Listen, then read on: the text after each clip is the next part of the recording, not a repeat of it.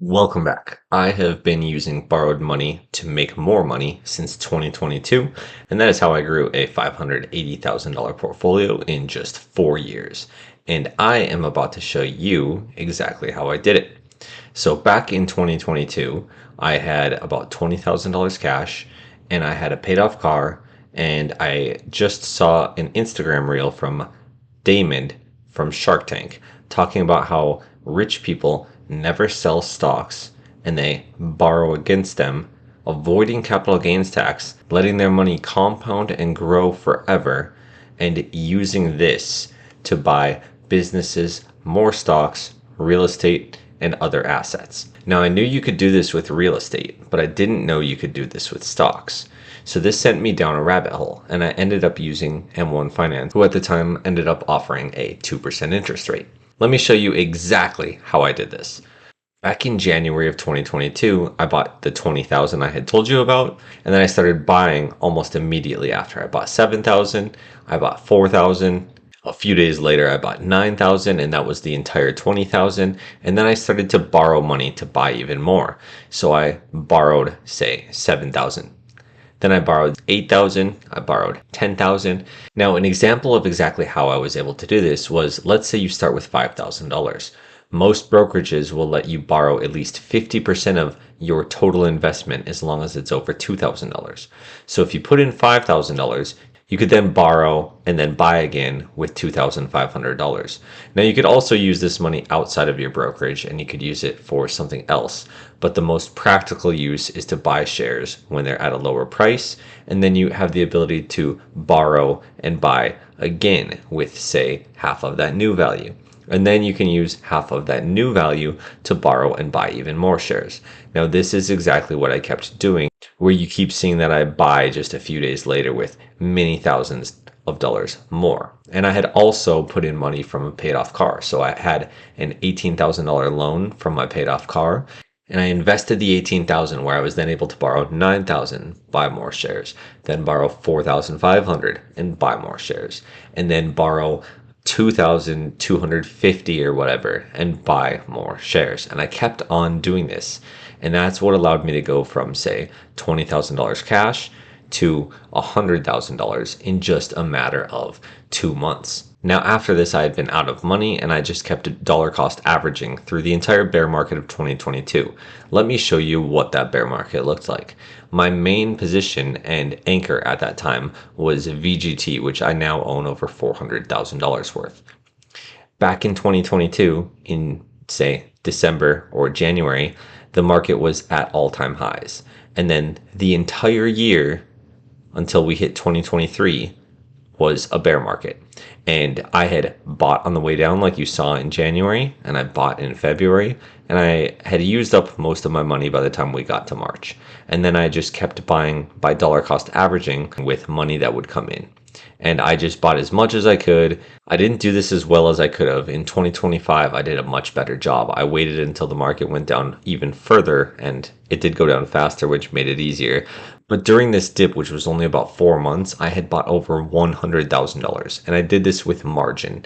So I did it the same exact way that I just showed you. I would borrow and buy, borrow and buy. Now this is what the graph looks like for VGT. Let's take a look at what my actual portfolio looks like. So you could see that during February, the market was going down, down, down, but mine stayed steady because I was investing so much money. And then after it ended, my portfolio skyrocketed because I used money that I hadn't even earned yet to buy more shares. Now, this is my total portfolio value. Now, if we look at my net worth value, this is my total portfolio value minus my borrowed amount, minus my margin. So this is what it would look like if I were to sell my shares to pay off the debt. This is how much I would have left. Now, you could see that during the tariffs of 2025 that we just looked at, the market had started to go down in February, and it did go down quick, but I had also borrowed $30,000 to buy a truck at the same time. So that made it go down a little faster than it normally might. This is what it looks like more in real time. So around February, you can see right here is where the market bottomed out.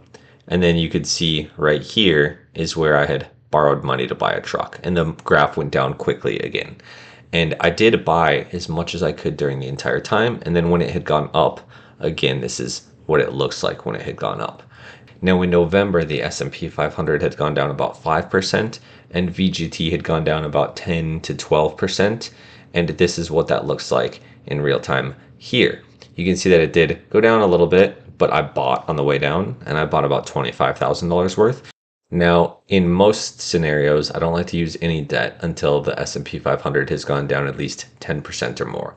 However, in this scenario, my margin health was getting to be around 70%, and I didn't mind buying a little bit just at a discount so that I could diversify my position into other positions such as SPMO and SEHG.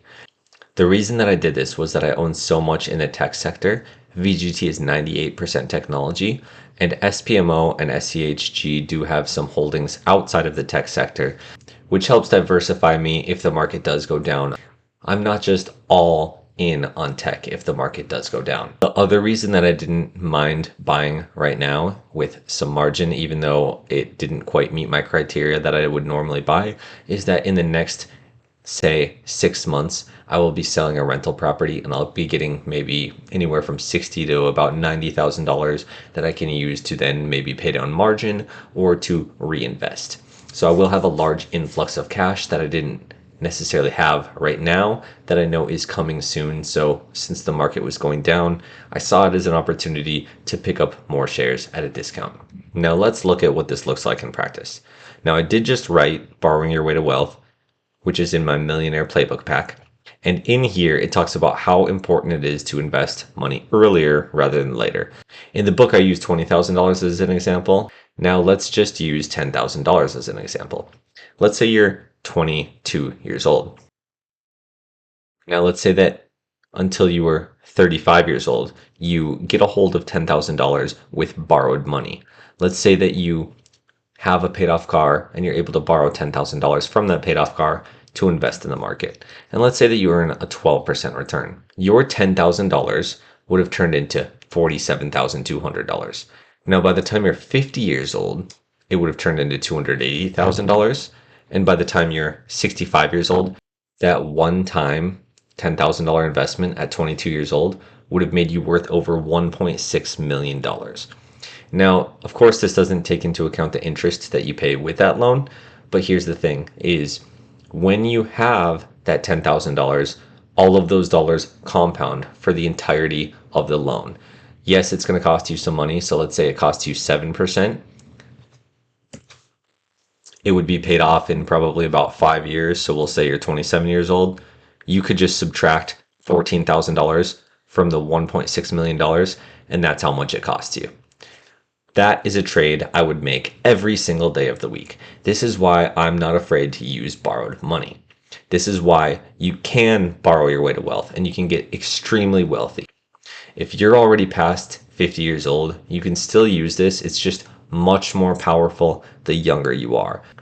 So let's say you are 50 or 60 years old. This could help your children or grandchildren become very wealthy very quickly. Now, of course, I'm not a financial advisor and none of this is legal or financial advice. I have found massive success doing this and I've only been doing it for a few years.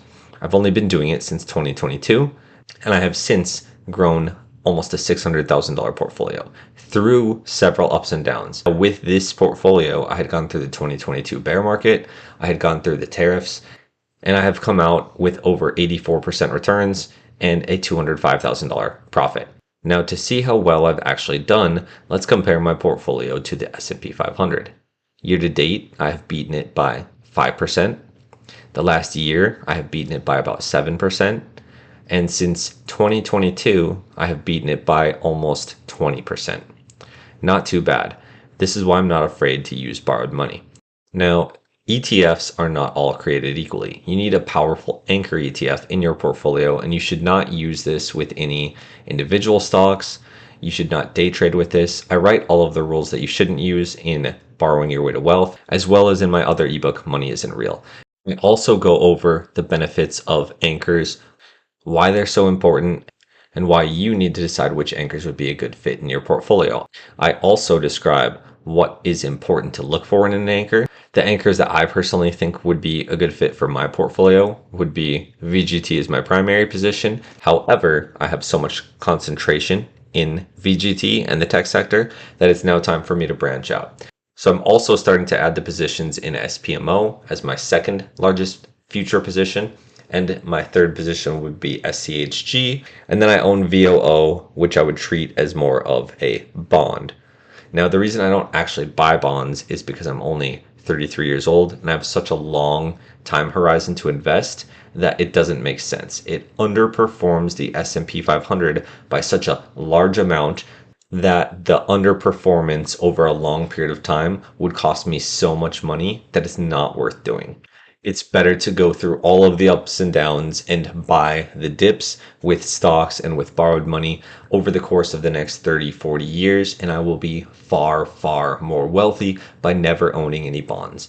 Now, to give you an idea of what my situation looks like, I'm 33 years old. If I just never invested another dollar and I only earned a 12% return, by the time I'm 50, I would have a $4 million portfolio. And by the time I'm 65, I would have a $26 million portfolio.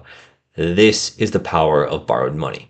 Now, of course, I'm going to continue to invest, but I'm probably not going to invest until I'm 65 years old. Just like this example shows, I don't need to invest any more money. There will come a time in my early 40s when I have a couple million, and I will then be work optional or FIRE, and I will be able to choose what I do with my time all of the time.